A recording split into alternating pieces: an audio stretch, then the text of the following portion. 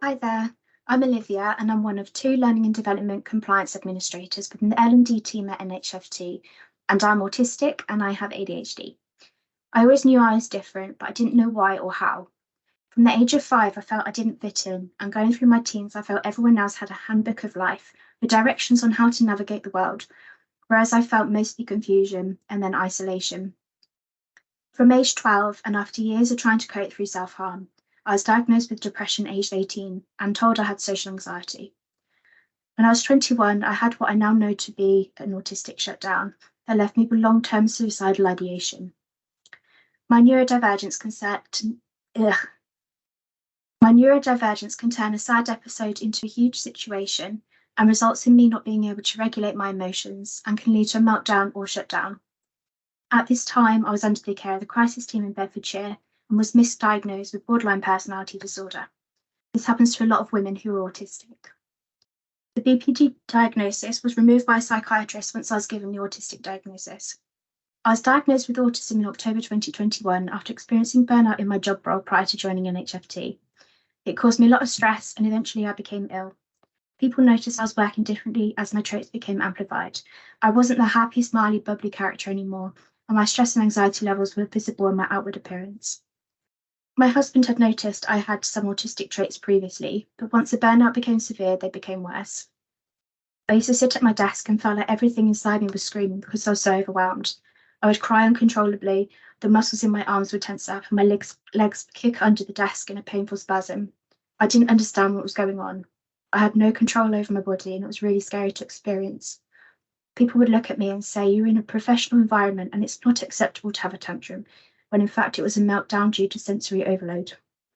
The self-criticism was awful, as I was worried about what was happening to me and what people were saying about me. I started to read about autism and I realised that this was me. I started looking for someone who could assess me privately, as I felt I needed reassurance and support ASAP. I only waited 2 months for this private assessment. I understand the pressures that the NHS is under as more and more people are coming forward due to an increase of awareness of the late diagnosis of adults, and the waiting list at this time was over 2 years. I was diagnosed with what was previously known as Asperger's, but is now known as Autism Spectrum Disorder, or ASD, as per the Diagnostic Statistical Manual of Mental Disorders, 5th edition. I spoke to a neurodiversity coach who did a screening with me, and she confirmed that I may also have ADHD. I had diagnostic meetings with a psychologist and then a psychiatrist, and was also diagnosed with ADHD in November 2021.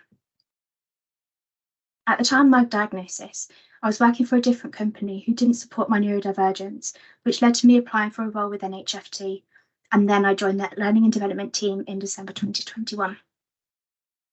Since I left my previous job, my old job has actually been split into two, and each one is being paid £5,000 more than I was. I was working so hard because of my autism and my need to have everything under control and to impress others. I didn't notice that I was pushing myself to burnout and then continuing to push myself throughout burnout for a further 10 months. And all along, I was doing two people's jobs. At times, I think back to my work conditions at the time and I feel really angry and upset. I loved the work I was doing, and if I'd been treated better in that role, I wouldn't have had the burnout that led to me leaving. When I applied for my role within NHFT, I ticked the box for disability on my application form and I got an interview. I was very open in my interview and I used the advantages of my diagnosis, such as noticing patterns in data and having a keen eye for detail. I love my role and my team. I have the best relationship with my co-worker, and my manager really cares about me and my well-being, and I genuinely feel like I've fallen on my feet. The way NHFT treats employees from my perspective is brilliant. Due to a combination of people-pleasing tendencies, hyperfocus, and always going 110 miles an hour, I experienced burnout again.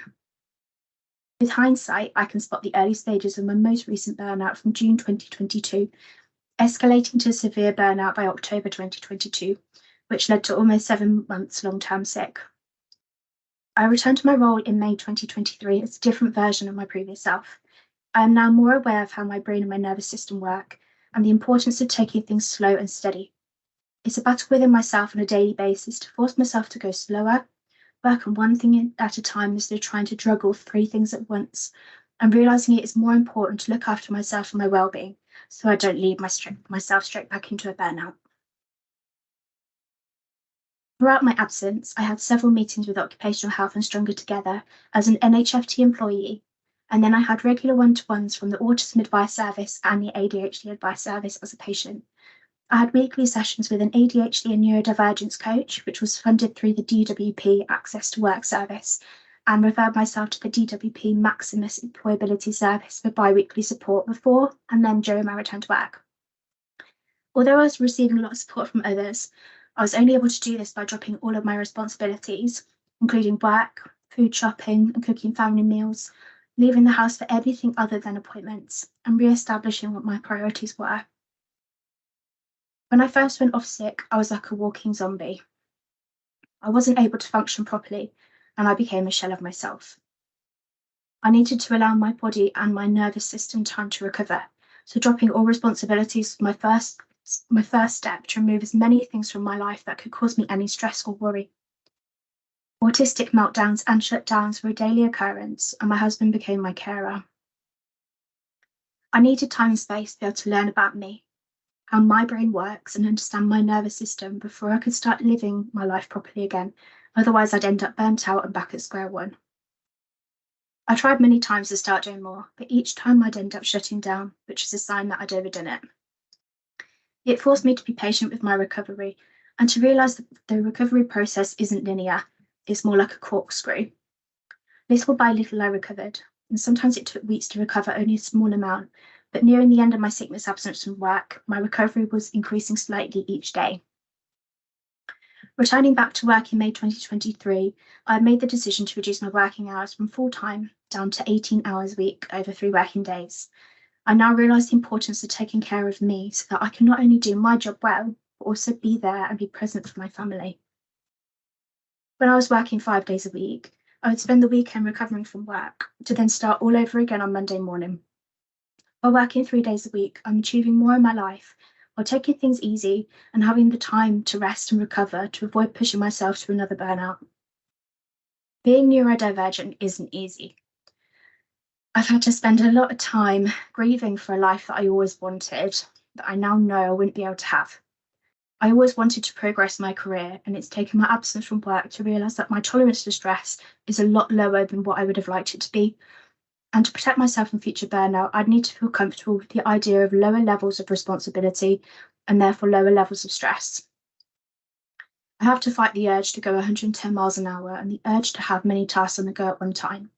It's something I know I'm going to have to be consciously aware of every day until it becomes normal practice. My body physically tells me when I've overdone it by going into an autistic shutdown. This is where I feel intense exhaustion. I feel like my body is going to give way, and if I keep trying to fight it, my body goes limp. I lose control of my limbs and I can't move or talk. If I'm lucky, I'll be sat on the sofa and can remain sat in one position, unable to move until my body decides that I can move again.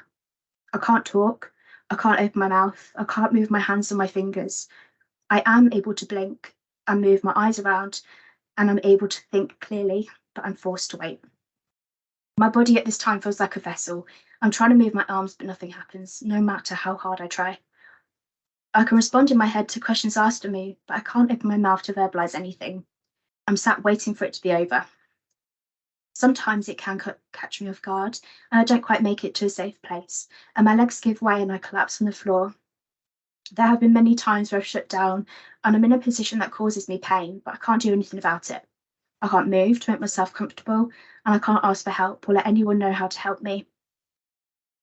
The saying, if you do not make time for your wellness, you'll be forced to make time for your illness, is something I'm prioritising on a day-to-day basis by ensuring that I do little and often, and making sure I take mini breaks after tasks. Although I am neurodivergent and my needs may not be the same as everyone within NHFT, everyone's health and wellbeing capacity has limits, and to be the best person you can be, both personally and professionally, we need to limit the amount of overwhelm and stress and make sure time is given for self-care, meaning doing the little things in life that make you happy. Giving yourself space to relax and recover, not taking on too much and then feeling the strain. Spending time with friends and family and leaning into the things that fill your cup as much as, if not more, than doing those things that drain your energy, whether it be physical, mental, spiritual, or emotional energy. If there is one thing I wish for you to take away from this, it would be to spend time looking inwards. How are you feeling? Is there anything you need that can help support you at this time? If you have the capacity to do so, reach out to a fellow colleague, friend, or family member who may be struggling. I personally knew I was struggling for a long time, but I felt hopeless in myself and couldn't find a way to reach out and tell those around me I was hitting crisis point. It took a public meltdown for me to realise I wasn't well, and finally made the decision to take time off work. If we all check in with ourselves, notice how we are, and understand there isn't any shame or embarrassment in asking for help, hopefully others, as well as myself in the future, can recognise a struggle before it comes to crisis.